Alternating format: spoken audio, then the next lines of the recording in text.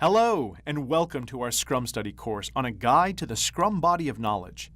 I hope you're doing well. You have already covered Introduction to Scrum, Scrum principles, different roles in Scrum and their responsibilities, business justification for projects. Now, let's learn how to embed change in the Scrum development.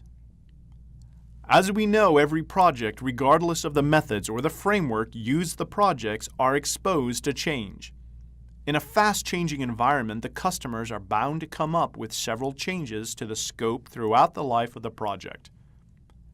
It is imperative that the Scrum team understands the challenges faced during the projects and understand how the Scrum development processes are designed to embrace change. This chapter is divided into the following sections. The first being Roles Guide and the relevance of the primary Scrum roles in change process. The second being Overview section, which defines the concept of change and also addresses how change requests are handled in the Scrum process. The third being Change in Scrum, which explains the importance of effectively managing change in a Scrum project. It also addresses how flexibility and stability can be achieved through appropriate handling of the change requests that arise throughout a project.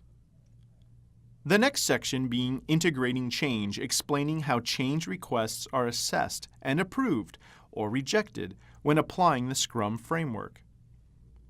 This section describes the impact of changes to programs and portfolios and explains how any change may have a cascading effect on all dependent projects and sprints. The last sections explains the responsibilities of all roles in Scrum in change management. Each of these will be discussed in more detail in the next sessions. And this wraps up our Introduction to Change. I look forward to seeing you in the next session, in which we will study what the SBOC guide says about overview of change. Until then, thank you for learning with us.